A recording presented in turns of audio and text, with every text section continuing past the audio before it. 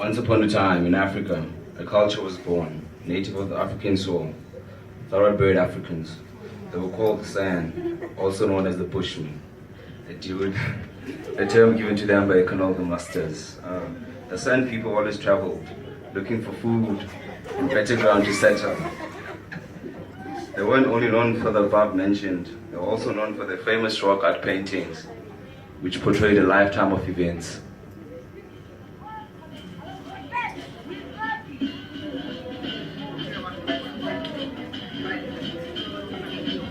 They are believed to have done these paintings for the following reasons. Some believe they drew as a way of telling their life stories.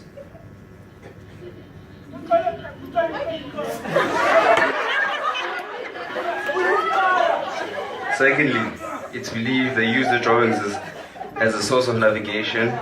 The San people moved around a lot, so this rock painting was used as landmarks to direct them from place to place. The third and most interesting one for me is that they use the paintings as a way of communicating with their gods and their ancestors, because the Khoisans were very strong believers of higher powers. And there they are. Thank you very much. The platform we used today was PlayPosit. I'm going to explain what PlayPosit is. PlayPosit is a platform using videos to teach and interact with learners. It encourages interaction between learners so they can interact instead of just passively sitting, so they can actively learn what the topic is about.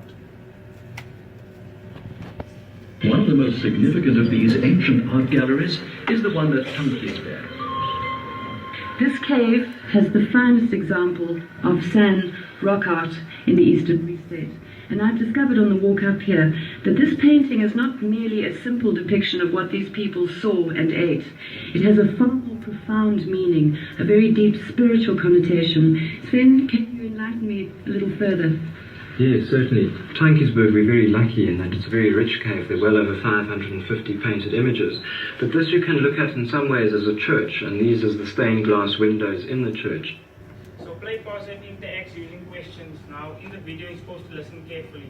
You mentioned something. There's a question that comes up and says, these specific paintings come from which province? If you've listened correctly, can I get the answer please? So maybe you put your phones down and you close your laptops. Okay, for those who didn't listen, I'll play our rewind so you can play and listen again.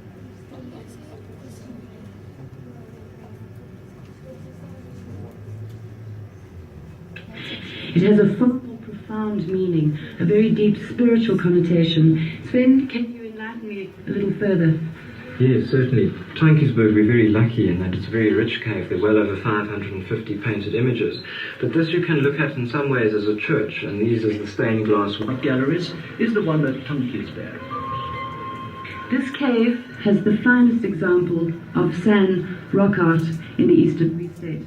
And I've discovered on the walk up here that this painting is not merely a simple depiction of what these people saw and ate. It has a far more profound meaning, a very deep spiritual connotation. Sven, can you enlighten me a little further? Yes, certainly. Tynkiesburg, we're very lucky in that it's a very rich cave. There are well over 550 painted images. But this you can look at in some ways as a church, and these as the stained glass windows in the church. So, these specific paintings come from which province? Thank you.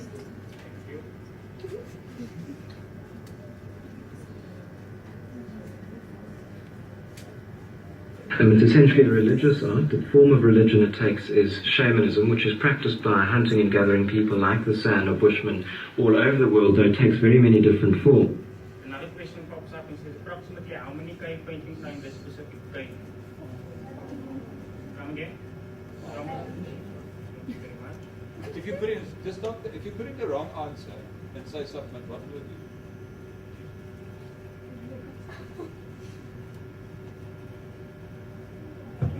So you can correct. Thank you. And here, for example, you have numerous human figures. Some of them, for example, sometimes bleed from the nose. There are a number of hallucinatory beasts in the animal. So what you have to remember is that this rock isn't just a neutral canvas on which people painted. This rock is what separates this world from the spirit world. And most of these images that we see here are not depictions of something out there. The rock that the same people used to draw on what does it symbolize? Can I please hear it? Yes. Separation between our world and the spiritual. Thank you very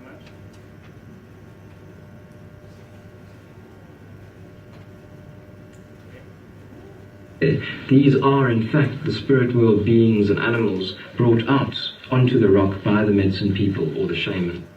Instead of a multiple choice questions, I put in a free-response question. From the information given by the expert, what type of people do you think the San-Bushman were? Yeah, please hear him. Anybody? Okay, religious people. Why would you say that? Because they have a painting on the walls, everything like this kind of scribe. That's a church, and the drawings on the wall are like the glass canes of the church. Thank you very much.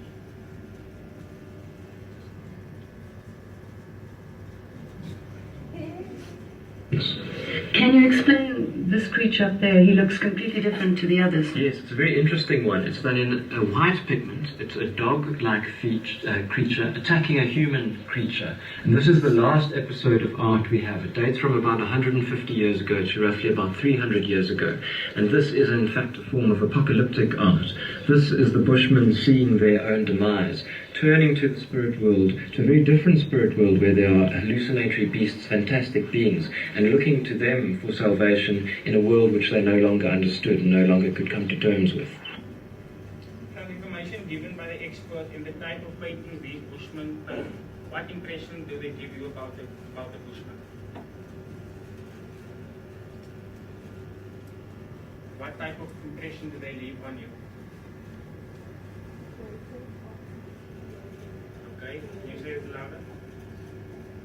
They were created and artists who have made a job of everyone before us. Thank you very much. Anybody else have something to add?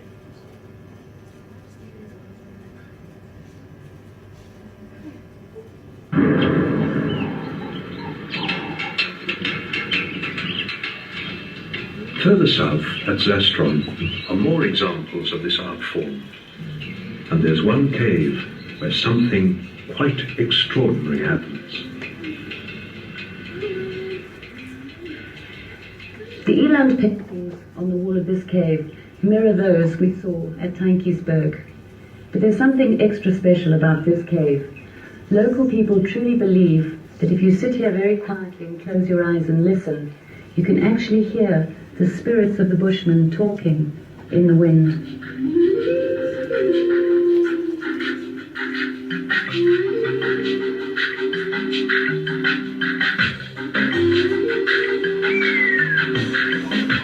On the Farm Pinkfontein, outside Zastron, where we had to climb a steep rocky mountainside to reach the overhang, were some of the finest examples of San-Bushman art. In fact, we were reliably informed that our film crew were the first ever to record these splendid paintings.